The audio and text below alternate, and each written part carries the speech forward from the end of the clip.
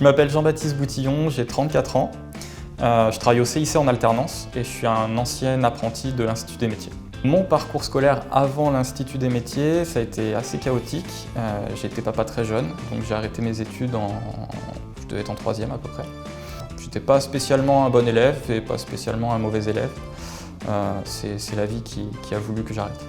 Alors pourquoi l'apprentissage? Parce que comme j'étais père de famille, ça me permettait de garder un niveau de salaire convenable, tout en réintégrant le milieu de l'apprentissage et de la scolarité, et avoir une formation qualifiante et certifiante pour avoir des diplômes qui me permettaient d'avancer dans la vie professionnelle. Alors la première entreprise, c'était Enedis. Je l'ai trouvée par hasard en postulant à une offre que j'avais trouvée sur Internet.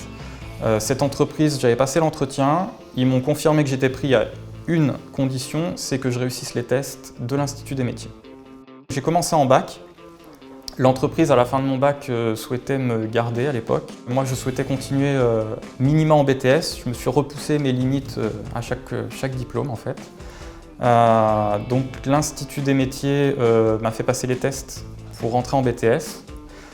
Tests qui étaient aussi d'un bon niveau, mais néanmoins utiles pour avoir une formation de qualité. J'ai réussi les tests et l'Institut des métiers, par l'intermédiaire de Madame Bruyère, m'a présenté mon entreprise de BTS, qui était La Poste. À l'époque, je souhaitais continuer en Bac+3.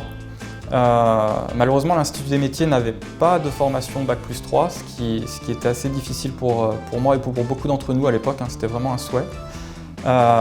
Donc j'ai poursuivi à l'École supérieure de commerce de Clermont-Ferrand, qui m'a présenté mon entreprise, plusieurs entreprises à l'occasion d'un job dating, ce qui m'a permis d'intégrer une formation Bac+3. Ce qu'il faut savoir, c'est que maintenant l'Institut des métiers a officiellement signé un partenariat avec ESC, lui permettant de continuer en formation Bac+3, ce qui est vraiment une chance pour les BTS de l'Institut des métiers actuels. Et là, je suis arrivé en Master 2, donc toujours au CIC. Donc ça fait 3 ans maintenant que je suis au CIC, en alternance. Et là, je termine mon Master 2 et une fois n'est pas coutume, j'essaye de poursuivre. Donc j'ai intégré une formation qualifiante pour préparer un doctorat et une thèse dans les 3 années à venir.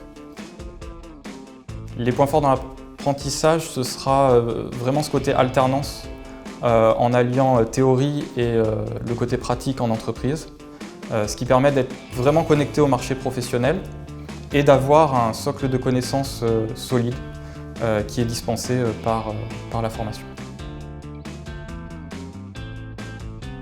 Alors si je devais donner un conseil à un futur candidat en apprentissage, je pense qu'il y en aurait beaucoup à donner, mais le principal sera de bien choisir son centre de formation.